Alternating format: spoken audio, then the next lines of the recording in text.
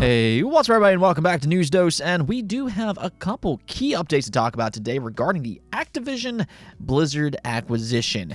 They did get yet another approval, which is great for them and everything, but more importantly, Microsoft and the CMA also had their appeal hearing with the Competition Appeal Tribunal, aka the CAT, and for all of those people claiming that the CMA is the be-all, end-all, well, things actually seem to favor Microsoft here. This is not a slam dunk win for the CMA by any stretch of the means based on how things shaped up today. So we're going to talk all about that, as well as another major PlayStation game heading over to PC relatively soon. And this is one that, yeah, I might actually go back and double dip on myself.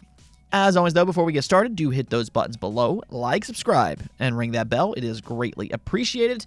But with that said, we do actually have a lot to get into. So without a further ado, let's just go and jump right into it. Starting off with some great news, as reviews have been rolling out for both Street Fighter VI and Diablo IV. I keep saying it, but the next 30 days will be a lot of fun for gamers. And even though you can't play Metacritic scores, I get that. I completely understand. But regardless, I will chalk up today as an overall win for gamers. It's a good indication, if anything else, because both much-anticipated titles have been highly praised among critics. Now, we'll first start off with Street Fighter VI. It currently has a 92 overall score on Metacritic with 66 total reviews. So that's a pretty large sample size. It's likely not going to change too much. And the one thing that's clear here is that this is not another Street Fighter V situation. Capcom did not repeat the same mistakes they did with Street Fighter V, because Street Fighter VI, right out of the gate, is feature and content rich. More so, this content feels good to play, whether that be its multiplayer or single player, which they did focus a lot on in this game. And I mean, I've even seen some reviewers come out and say that they believe Street Fighter VI's new drive mechanic might be the best unique mechanic in the entire series, beating out things like the parry system or the focus system. So if you like the Street Fighter series, you have to be thrilled with what we're hearing so far. Once again, the FGC is living the dream right now. And also, like I've said just a few days ago, I really do believe that Capcom is one of the best publishers right now. And I think this game just kind of further cements that. Now, as for Diablo IV, in a similar way, it does appear as if Blizzard didn't make the same mistakes that they did with Diablo III. They took that feedback to heart. They made Diablo IV darker, grittier, and more mature, similar to Diablo II, and it looks like their efforts paid off. Diablo IV now has an 88 overall score on Metacritic, and it's being described as a ginormous time sink. The endgame is massive, which is exactly what you want to see in an action RPG like this. That endgame is very, very important. You want the characters to be diverse, you want them to be unique, and just really get that chance to take advantage of those RPG mechanics. And it sounds like Diablo IV, it excels at all of these things, including its exploration. The world itself does sound fantastically designed. Now, if you're more of a story buff, however, several critics have described it as just being okay, but not necessarily great. And the reason for that, from what I've gathered, is because it seems as if the story is just kind of the beginning. You might get a sense of it being incomplete, and that's likely by design, as Blizzard will probably expand the story quite significantly over time. That is now a part of the overall Diablo experience. But it is something to kind of be aware of here. Either which way, though, I'll just go and kind of repeat what I said before. June is going to be a fun month. I will go ahead and ask you all, though, which one will you start with? Street Fighter VI or Diablo IV? Let me know which one you're more excited about in the comments below. Now, we also got some Xbox Game Pass titles to look forward to, as Xbox revealed the first half of their June lineup, including a couple games that just released today. Now, I'll get to those here in just a moment, but if we take a look here, you can actually see this lineup includes Stacking from Double Fine, Amnesia the Bunker, Car Mechanic Simulator 2021, Hypnospace Outlaw, Slayer X, The Big Con, Dordogne, and then Rune Factory 4 Special Edition. Now, this is another one of those lineups that might not necessarily grab a ton of headlines for a new blockbuster entry, but it, however, is filled with some day one hidden gems that are currently going a little overlooked. Dordogne, as an example, is a beautiful narrative experience that's set to release on June 13th.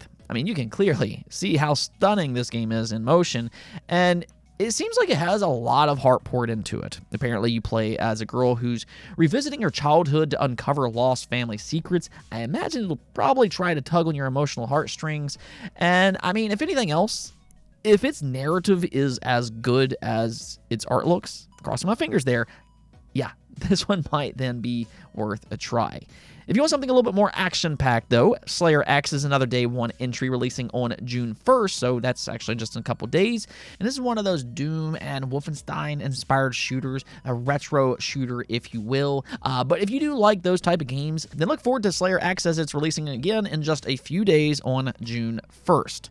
Now, also keep in mind that there's 2 Day 1 releases that are available today. This includes Chicory, A Colorful Tale. We previously talked about this game before, but it is a well-known, high-quality independent title. It's kind of described as a top-down Zelda-like, but here you bring color to the world by solving various puzzles. This is its first appearance on Xbox, but on other platforms, it received a 91 overall score on Metacritic. So we do know for a fact this is a good game, and you will be able to play that today, right now. And then last but not least, and I think a few of you might perk your ears up for this one, Far World Pioneers is also available right now, and right away you'll kind of notice that this game seems quite similar to another popular independent title, being Starbound. The two seems very similar, where you build, craft, and explore, though in Far World Pioneers it does have a few twists, like apparently 32 player servers. So you can pack a lot of people into one little world here. If anything, though, if you do like games like Terraria and Starbound, well, here's another good-looking game for that specific genre. Overall, though, I mean, just kind of looking at this lineup, I don't think that it's going to blow fans away at first glance, but there are seemingly some good-looking games to play here, and that's only in addition to games like Amnesia the Bunker for you horror fans out there, Rune Factory, I know that one's quite popular, and then Stacking. This is an old Double Fine game, definitely a hidden gem here, so you might want to go ahead and check that one out as well. Okay, so since we're on the topic of Xbox, we might as well just go ahead and talk about what's happening with the Activision Blizzard buyout. Some big things did happen over the last 24 hours that's definitely worth talking about. First is that they did get yet another approval, bringing the total to 39 approvals worldwide. This time from the Korea Fair Trade Commission, and they apparently passed the deal unconditionally, that's the key words here, which means that Microsoft is free to do what they want with Activision Blizzard in that region. This really has been the trend with pretty much all regulators outside of the big three. The European Commission, even though they approved the buyout, they did get some cloud gaming concessions from Microsoft. And then, as we all know, the FTC and the CMA, whether you agree with them or not, they are seeking to block the buyout. More on that actually in just a second. But even if this is a smaller region, don't be fooled, because this is yet another big win for Microsoft, because it does give them more evidence to provide in cases against the FTC and the CMA. Not only do they have the EU on their side, which, I mean, that is absolutely huge alone, but they also have these other 38 regions on their side.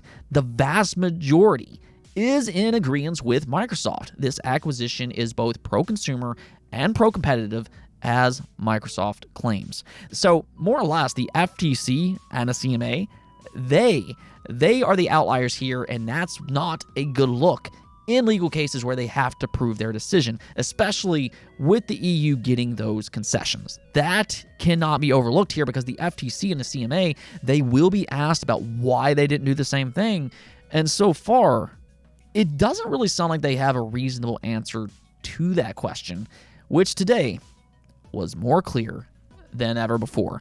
This here really is where this story just kind of opens up, because the CAT appeal hearing did take place today, where Microsoft and the CMA presented their case to the CAT judge, Mr. Justice Marcus Smith, and by all indication, this did not go in the CMA's favor.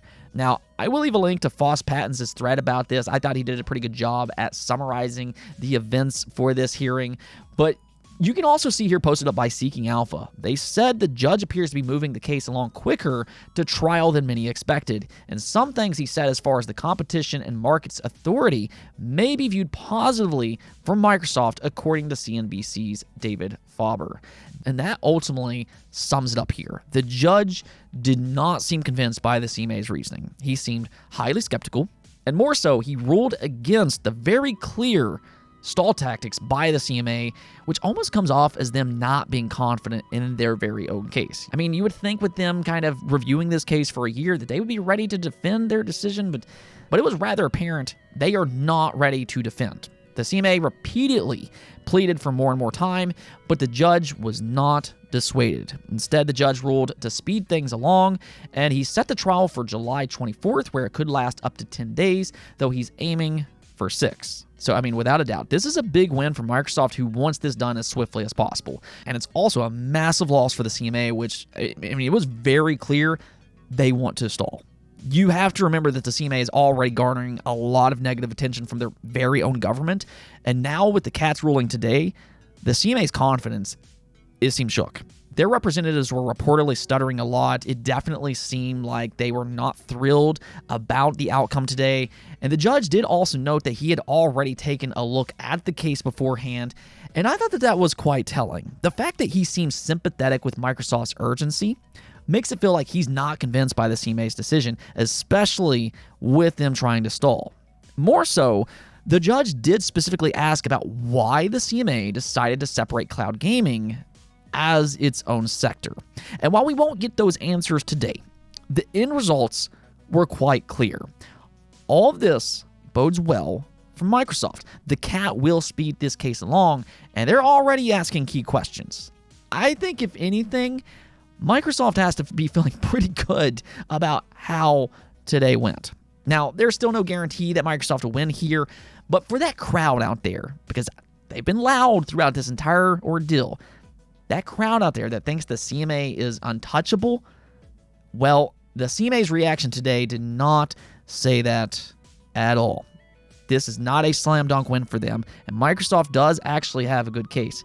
Now, I'm not going to go so far as to say that they will win here, but there's a pretty good chance that they might. Now, we do have one last thing to talk about here, because yet another big PlayStation game is now heading over to PC on July 26th. Now, this has been rumored for a while, thanks to that NVIDIA GeForce Now leak a few years back. The leak that just kind of keeps proving to be true, no matter how much NVIDIA wants to deny it. That was not a speculative list. It was a leak. But whatever, it is now official. Ratchet and Clank Rift Apart will be available on PC July 26th. Now, this will include ray tracing, ultra-wide monitor support, NVIDIA DLSS 3, AMD FSR 2, and of course, keyboard and mouse support.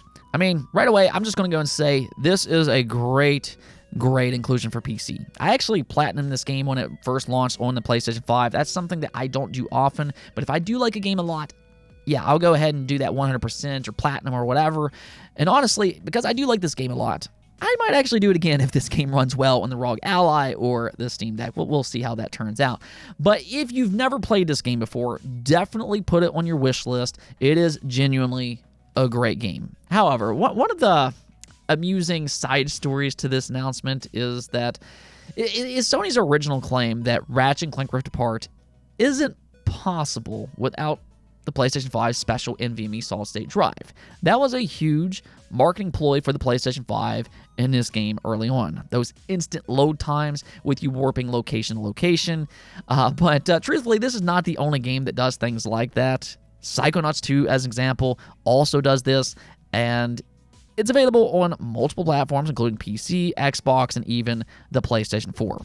So there's always been some skepticism of Sony's original claim about Ratchet and Clank Rift Apart, and I think for that reason, it will be very interesting to see the specs for Ratchet and Clank on PC. I mean, technically, Sony's statement still could hold up as they haven't confirmed specs yet, but I am curious to see if you can play this game on a mechanical hard drive.